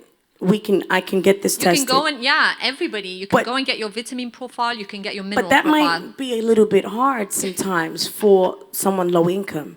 And especially when you're now diagnosed with cancer, that's what happens. If you're not wealthy, well off to do, then what happens is you're now diagnosed with cancer. You're now become low income. You're on benefits. You're in that kind of state. So that is not again available. So is that something you do? I do, but the tests are so expensive. Expensive, okay. They're really, because like I say, it's not as simple. Like it's not just the equipment they use to analyze the blood is not the same as like if you were just to take a blood test and just check the cells, because you're going so specific, Okay. So sorry, I'm gonna ask you then. Is it so the doctors cannot tell us this information because NHS won't. NHS won't. These tests are so expensive. So anyone out there that can sort us out some funding, we would like to be able to, because this is something simple. And something simple as just checking to see your vitamin levels, vitamin, potato, these levels, it's something simple, but at the same token, it's very expensive. So we need to find an answer to this. And this is why we have this platform. Again, I'm not going to stop plugging Bonded Through Cancer, because we need to find an answer on how we can source funding, do some kind of research, get some kind of funding in to just be able to have people come to have this test done. Because then that test shows, back to Diane, the level of their immune system, and then we know they're good, they're okay to take chemo, or they can. Yes. They're strong enough to take chemo, right? And then we can give them the chemo. But if they're not strong, then we need to be boosting their immune system with getting that ORAC up. Superfoods, the ORAC, I'm learning the words. And getting the water in. Getting in the water. There is two very simple way of doing it, but it's not specific, like doing the vitamin and mineral test. I mean, the easiest ways is one, which is something that, again, I try and do in the clinic, is, again, with the plasma, from the plasma color, you can tell how healthy somebody is. Right. That's one thing.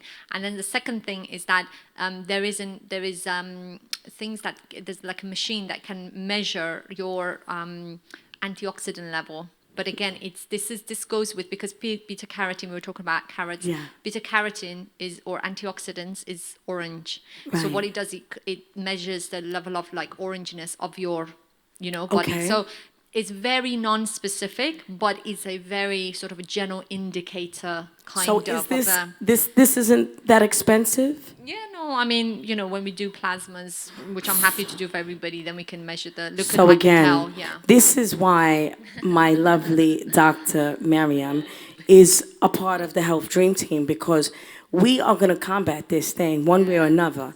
We are going to, if we got to send them all down to Harley Street, everyone, come on. Everyone that needs this test, just get on down to Harley Street. It's cheap. Cheap is sweet. You know what I'm saying? But at the same token, it's very important. This is very important stuff, guys. I joke and I laugh a little bit because I like to keep it a little bit uplifted. But at the same token, this stuff is very serious to me. And it's very important that we find answers. Bonded Through Cancer, I say, is the answer. And I'm always looking for an answer to be able to answer someone's question, answer something simple as that, to know how their immune system is before they should go and be happy to say, yes, give me the chemo. And I did chemo, so I understand. But God gave me this great immune system that I was never sick. I'm never sick anyway. So, thank God for the immune system. I don't know how it's always up. I need to eat properly, but that's another story. Sorry. Yeah? So go ahead, guys. Sorry, can I just ask, when you say it's expensive, are we talking thousands or we're talking hundreds? 200, 300? Okay, that's... I think for your health, can't. I think, like, even on a low income, you can't put a price on your health because, you know, low income families also, and this is, well, I'm kind of probably being stereotypical, but I'm just going to say it. You know, I have friends that earn on the higher bracket, and I have friends that are on a lower income, and they don't live any differently. They've got the same PlayStations, do you know what I mean? They're eating the same takeaway, and more than likely they'll spend 50 quid on takeaway a week. So if you're talking about saving that 50 quid every week and having £200 to do that test, I know what I would choose. Yeah.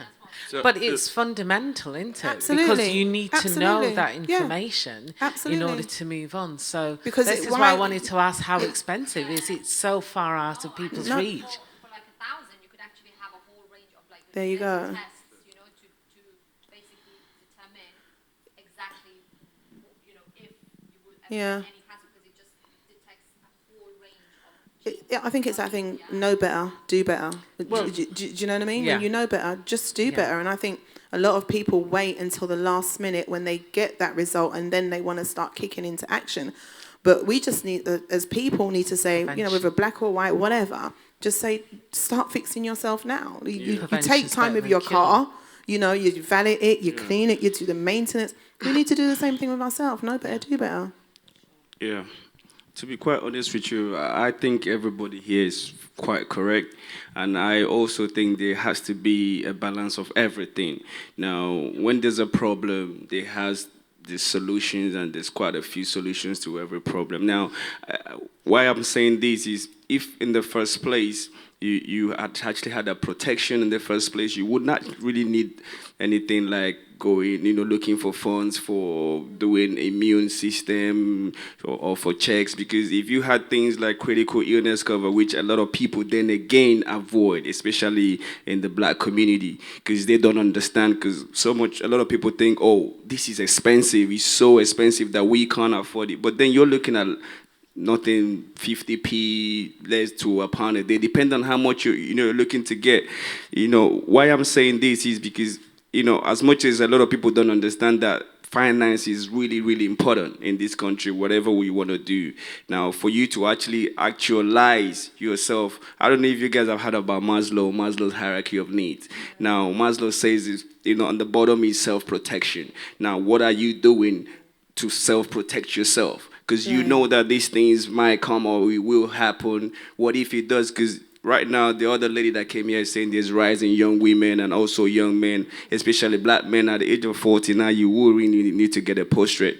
Now, what does that mean? That tells you that these things are around. So as much as you're trying to balance your food diet, which is correct, and as much as you're trying to eat healthy, have enough exercise, you know, it's also good to also have those kind of things in place, because you never really know when they're gonna hit you. So if the next black man around the corner from you, or they're telling you chances are by the time they hit 40 they're gonna have prostrate, you're looking at yourself as a person, as an individual as well, thinking, well, if I'm gonna hit 40, it might come. So, but what am I doing now to make sure that when I hit 40, if it does come, I do have something about it? Because what people don't get it, 68% of the people that live in the UK are poor people. So what does that mean is that they just one paycheck away to being bankrupt. So balancing finance is also important. Do you get me? So it's not easy to afford every other thing at every other time, especially when you do have news like that. You know, when you have news like that, you can't balance yourself. So when you get stressed, which will be one of the things that will kick in when you get news like that, and you don't have finances, more stress will kick in. So how are you going to actually recover from cancer if you're having that kind of doubt of balance stress in your head? So, right. You know, everything needs to be put into consideration. That's my own, It does. you know, point of view. I wanted to ask, I know we've had a lot of experience in this room. For those that are not part of my panel, do you have any questions? What was your name again, my love? Quadro. Quadro, you asked the question earlier. Can you just refresh us on that question? Can we pass him the mic, please? Thank you. So I think my question was, what is the best way for somebody to be tackling cancer? Oh, okay. So, Yeah. I mean, we've gone But quite yeah, I know we've gone past that now. right. So I guess a bit of feedback. Only when you get it. Yeah. So she, Yeah. Yeah, because what I'm saying is, since that question, there's been so many more answers or other questions thrown out there, and the panel, the team, they've been answering. Has it given you any clarity on that same question, or is there more that you need to ask? I think the point you're raising about finance, I think that's very important because I guess one of the things after my father passed away is that it was a lot of money being spent. You know, you're spending money on funeral costs and clothes for funerals and all of these things. You know, fortunately, my mother was in a position where she was able to handle it. But if she wasn't, yeah. So my mum's quite financially clued up. So, but how would the average, I guess, person, and especially black person, handle the situation? They don't always. That's the problem. They're not always able to. Okay, I'll speak personally. So I'm diagnosed. Before being diagnosed, I had my own business. Now I'm diagnosed. I can't work. I can't think. I'm now on benefits. From benefits now, I private rented, and from that situation, we went into where the landlord wanted to sell his home. Nothing to do with me. Just his moment in his life he wants to sell. I'm now homeless with a port in my chest. I am moving around, packing stuff, and having to move home.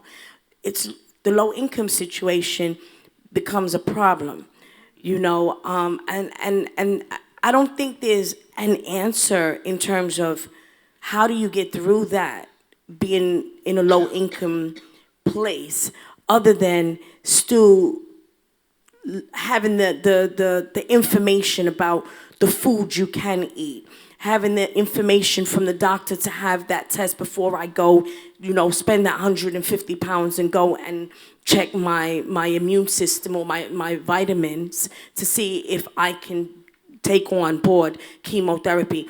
There's no answer to the low income situation that you may be placed in. However, I can only speak again for myself and why I do what I do, because we've bonded through cancer. I'm not clear if everyone in here knows what we do. We send our volunteers to the hospital to sit with you through your result day or scan day, most importantly, chemotherapy. We then make sure you eat something. Again, because of the financial deficit you may be undergoing, the thing for me going through it myself was to say that if I can avoid you having to think about where this money's coming from for your food, or you know, and just having that support there, I'm doing what I can to alleviate the burden of not having the money and not having support. And the more people make a move to do something in that, because I mean, it had to been money dropped out the sky for that low income situation to change. At that moment, it wasn't changing. I had to go through it, you know. So there's so many people low income. I said homeless. I had someone dealing with immigration. I also, Diane knows, we go out and feed the homeless, right? Operation Homelessness, we found cancer patients in the street. So can you tell me how they're gonna get through the diagnosis and sleeping rough? I'm still in a nice warm house fighting that. Low income, wherever it is, whether it's in a shack or whatever the council's giving me. But what I'm saying is now, so that question is really hard to answer. How can we can't really eliminate the low income situation. We can have information, I'm sorry, I'm coming, Diane. We can have information as to taking steps, right, to get yourself in a better way with financial situation. We take steps. Get your insurance in place in the event something happens to you. Get down and get the doctor down to Harley Street and have that test done to see what your immune system is looking like or how they can check into that. You know, eat the right foods to free the free radicals and get the ORAC levels up. There's so many things we can do, so we're not without. We may be low income, but we're still not without the knowledge. And again, I'm not gonna stop saying Bonds It Through Cancer. This is why we do what we do. This is why this platform is available. And the more people come on board, the more people support me, the more funding I do get, is the more we can alleviate the low income situation in terms of how you get through your diagnosis with no money. I will just quickly again say, going through chemotherapy on low income, you hardly are eating correctly because chemotherapy is one day. You go through chemotherapy one day, and not one day, maybe it's once a month. I went through every 3 weeks. I went once every 3 weeks. It's 1 hour, right? However, for that 1 hour of chemo, I had to been at the hospital 3 days. So I had to go for bloods, then I had to go and flush my port, then I had to receive the chemotherapy. By that third day, you're running out, you're spending money, you're getting there, the taxis, the low income thing is just, you're at the bottom of the pit. That's how you can feel, you know? So until people, corporations, businesses, organizations, councils, NHS, get on board with people like ourselves and platforms like this to support us, that's going to be the only way I can see we can make a change for someone that would now be low income. Thank you. Yes. Amen, Natasha. Oh, God, I felt like I you're started preaching. You're quite right, because if we could get some funding from, organizations, Yes. we will, the number of cancer patients, because we're the teachers. Yes. We're going to show them. We're not going to tell you No. what to do. We're going to show you killer foods. Prevention is better than the cure. So we're going to show you each day when you wake up what you do for your body. Just like brushing your teeth. You wouldn't rush out the street without brushing your teeth. So in the morning you wake up, you drink your water, and you have your breakfast, blah, blah, blah, blah, blah. You need to know when you're sleeping at night, different organs are removing the waste and toxins. So come the morning, the body needs the water first thing. Water energizes us and things like that. But we've got the most important superfoods, killer foods for you all. Yes. So I need more people on board with me. That's right. So we can teach and reach out to council. Yes. We've got a formula. Yes. Yes, and like Pamela here, she knows a member of the family that we had the cancer with, and she knows what we do. We just go in there and boost up the immune system. Within 4 months, that cancer is gone. Yeah. It's the immune system, how you eat. You have to think what you're putting inside of you. You might say, I love meat, but you need to know what meat does. It's acidic, especially now. Not you only, have to also not know only is it acidic. Nowadays, it's very acidic. Not only, it's what they And feed the, what the they animals. feed. And this It's year, another this 3 year hours. in particular, we had that. This year in particular, we had a very hot summer. So people have to know what is sticky cells. When your cells are sticking together and not moving in the body, goodness. I've seen it under the microscope. They just clog together. They're not moving. If your cells are deflated, I will show you how as well, how to get them inflated and separated. Because the cells are your police or soldiers in the body. Right. So if you don't feed them and water them properly, Right. when invaders come in, they cannot protect you. Right. So we're going to show the communities how we do that. Okay. We've got the weapons to do. The weapons of We're warfare. at war. We're at war. So each Yes. one teach one. Yes. When I'm on the street, ask everybody. I walk the streets. Yes. Thousands of miles. I go to people's home. I got testimonies. People with arthritis, I tell them, the seniors, why they have it. Right. and I'm treating some of them, and they're going out walking. Hello, Right. Mrs. So-and-so, have you got any pain today? No, Diane. Because I say, from, the water you've been drinking is acidic. So over the period of time, you're probably not drinking enough, but the water from the tap, the molecules, they need to know what these things, and I teach them that. I said, tap water, the molecules are too big, right? And the water is heavy. So it does not go into the cells to flush out the acidity. Right. I've got people with back problem. I show them how to reverse diabetes. It's all boiled down to one thing. How you take care of the body, how you feed it, and the right procedure. Yes? Yeah? Yes. Sorry, so I just have to ask you one question. Yes. So, like, I'm in full agreement with you with Yes. going natural. Like, I brought my kids in. Yes. I'm wearing a path of going natural. Yes. Unfortunately, as you all can see, I have permed hair, but Yes. I'm going back natural. Yes. Just for the sake of my kids. That's There's it. a better way to do things. Yeah. As well as, but for me, I feel like you've got a bigger battle than just introducing everybody else. Like, systematically, it doesn't benefit our government for people like you to help. So, for me, how do you plan to? What's your intention in? My intention is to have a well-being center where people come in and we're going to teach them. Okay, but as you know, we live in a system where if the government doesn't like something, that's getting shut down.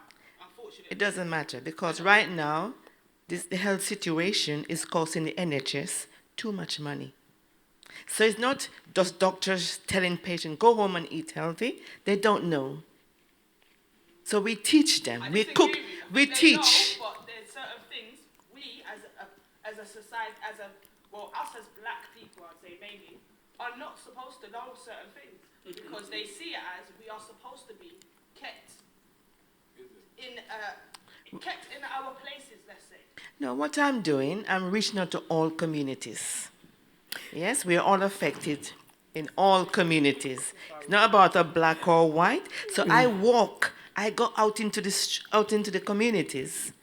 So my intention is to get groups of people, educate them, so they can teach others. There is a procedure to everything.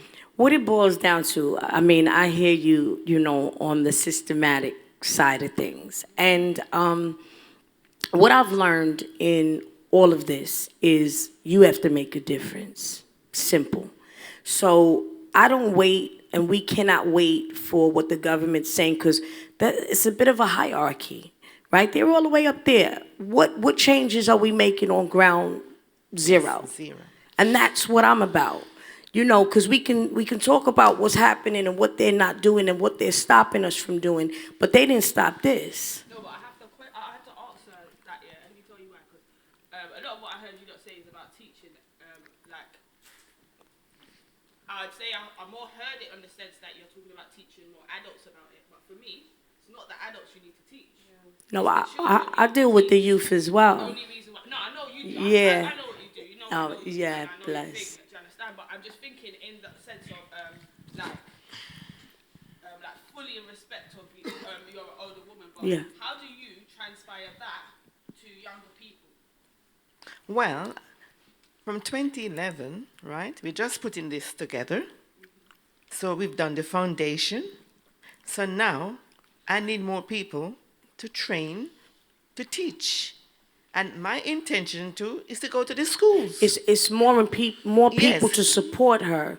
When she says 2011, what she's saying is, since then, it's about doing the groundwork to know what she's saying before she can go and convey it to the masses. That's let's say. it. I met Natasha. So she's in that place now Yes. where the attachments to Bonded Through Cancer, right? I know. I love you. And I will give you a call. You got to cut that, Leon. Right? Okay, so we're all the way off for a second. So, Marianne, my love, I'll give you a call. I'll get you the footage. We shall speak. Thank you so much.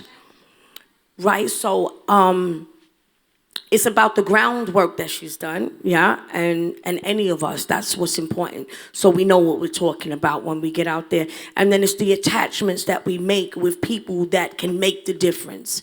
That I'm not only getting into the hospitals, the NHS. I'm also going into the schools. So, sometimes you have to be strategic, right? So we go in for one thing and we do something else as well. Do you see what I'm saying?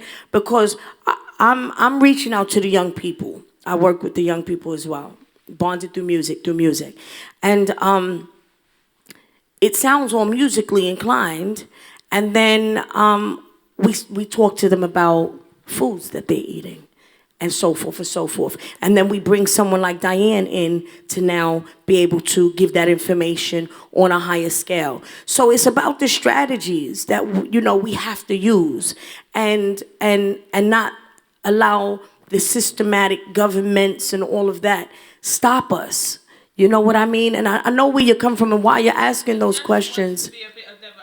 That's right. I work with a lot of other people. I used to be a youth worker. That's right. And for me, it's very important what you're saying, and I love to see how some people are going to kind of come back to tell me how you expect to do that, because a lot of people, I've been to a few things where some people can't answer that question. Right. And it really lets you see what their focus is about it. Not saying...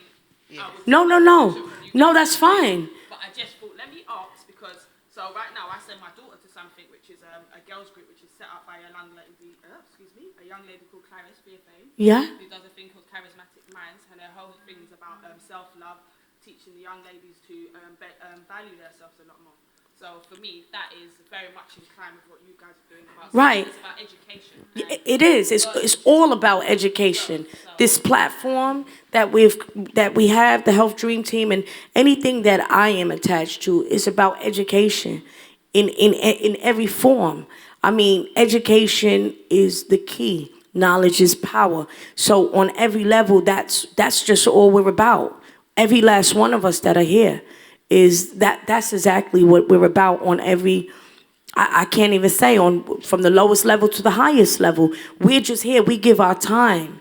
And this time is not, we're not paid for this.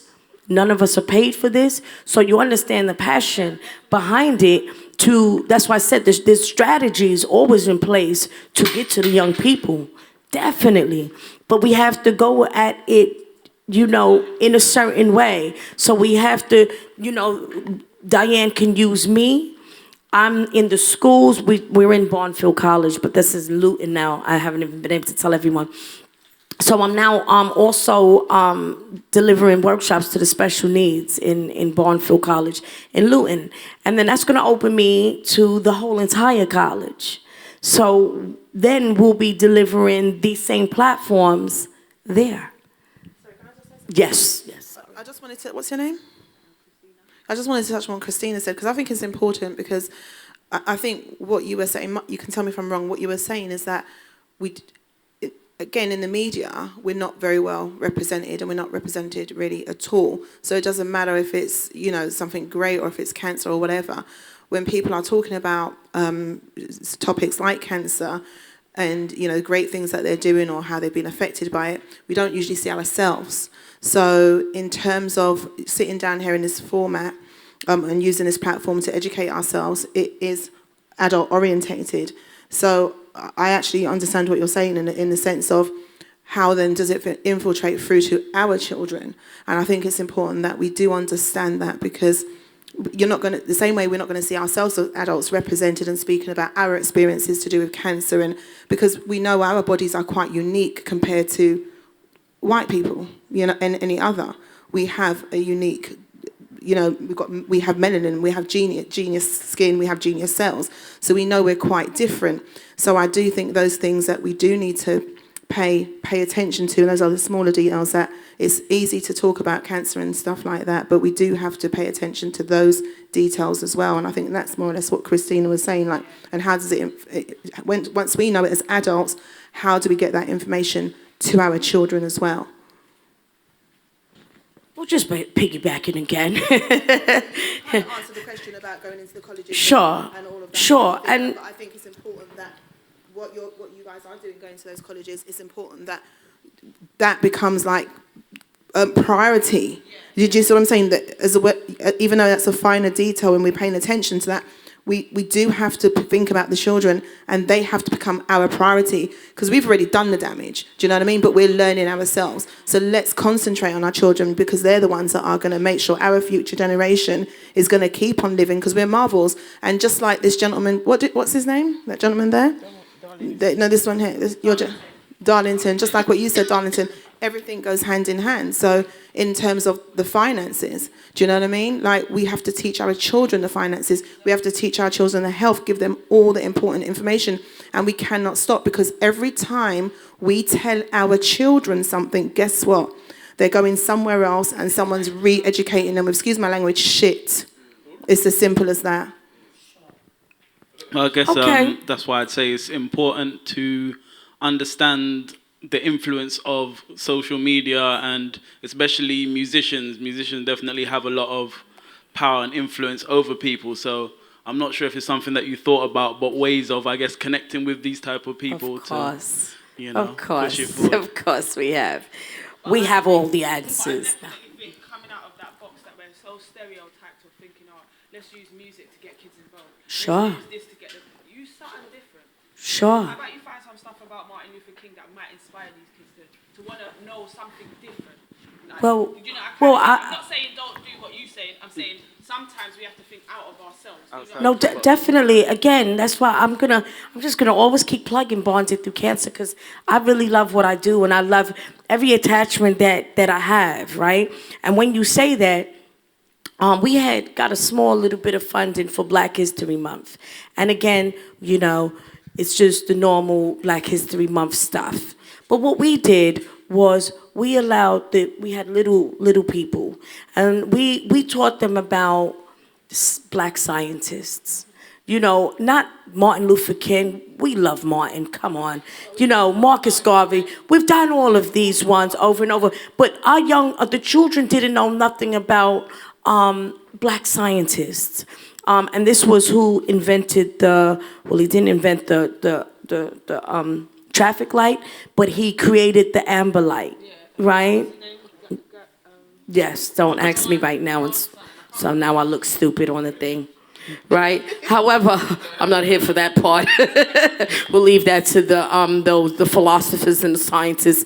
But what I'm saying is, I get it, and just, you know, with piggybacking off of Shanae, what this is about is taking steps.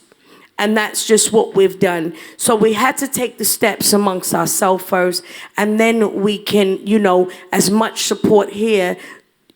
Everyone that's here knows where we want to go. And we want to get with the children. We want to get with the hospitals. We want to get with, you know, every area that we can too. But we have to start with steps and have a strategy and have a target.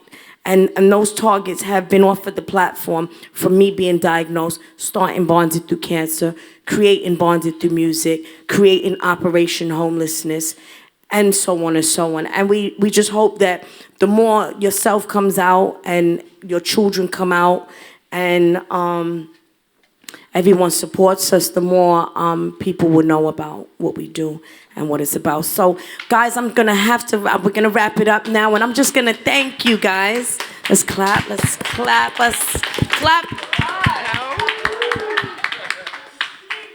Clap for us, right? Thank you, panel. I know we've lost some panel along the way. Thank you. This is Team Bonded Through Cancer. Shanae's been there from the beginning. She was my PA to PR to events manager. She's just bonded through cancer in the genes. Right? So we're gonna thank everyone, and we'll see you guys soon. Thank you.